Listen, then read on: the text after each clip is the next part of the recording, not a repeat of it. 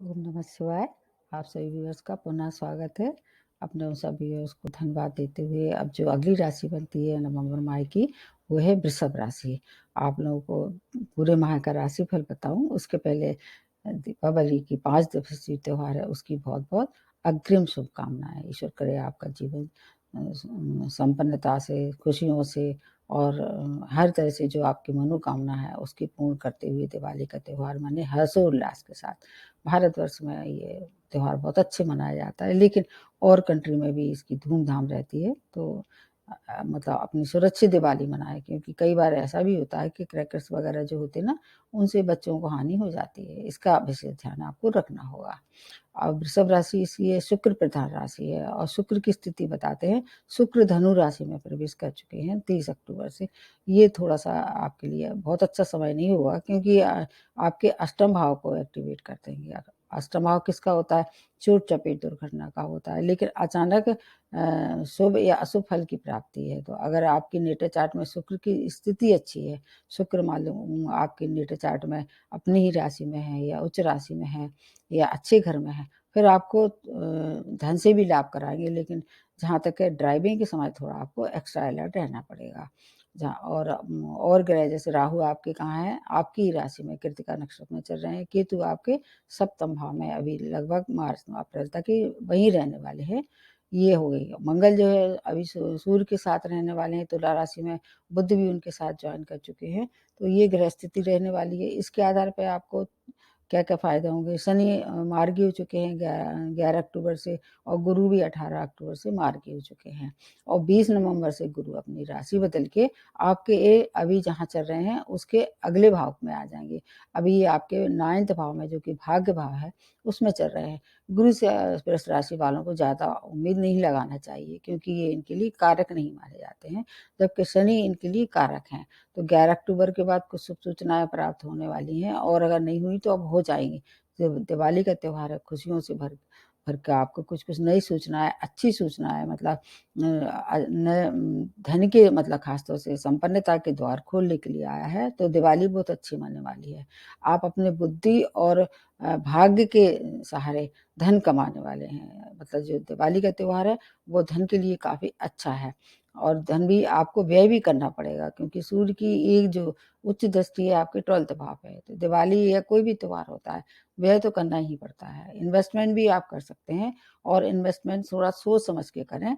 बाकी क्योंकि बुध की जो पोज़ीशन है, वो पूरे माह आपके कहाँ रहेगी? 6th भाव में। संतान सुख की प्राप्ति हो सकती है। संतान के लिए हायर एजुकेशन के लिए समय उत्तम है। देश-विदेश की सैर कर सकते हैं, स्वयं जा सकते हैं, अपनी फैमिली को भी ले जा सकते हैं।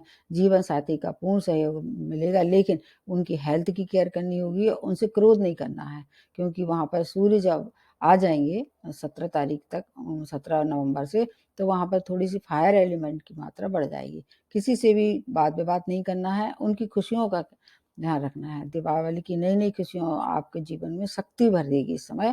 करियर के लिए समय है, कम मेहनत में ज़्यादा फल की उम्मीद आप लगा सकते हैं। जॉब में प्रमोशन हो सकता है, लेकिन आपको हेल्थ की निश्चित रूप से केयर करनी पड़ेगी, क्योंकि इधर आपके 6th भाव में ऐसे ग्रह पड़े हुए हैं जैसे सूर्य नीच राशि में है और बुध भी उनके साथ बुध आदित्य का निर्माण कर रहे हैं और मंगल भी वहीं रहने वाले हैं।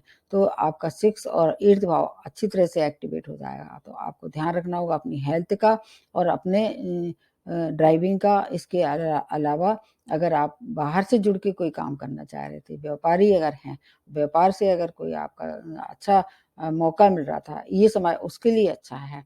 बाकी केतु जो है वो इस समय जहाँ चल रहे हैं, उससे क्या होगा आपका जो जीवन साथी उसकी हेल्थ भी उनकी हेल्थ भी प्रभावित हो सकती है। उनको हेल्थ को नज़रअंदाज ना करें। स्टूडेंट के लिए समय अति उत्तम है। स्टूडेंट की मनचाही जगह वहाँ एडमिशन मिल सकता है। करियर में आपको नई सफलताओं के योग दिखाई दे रहे हैं।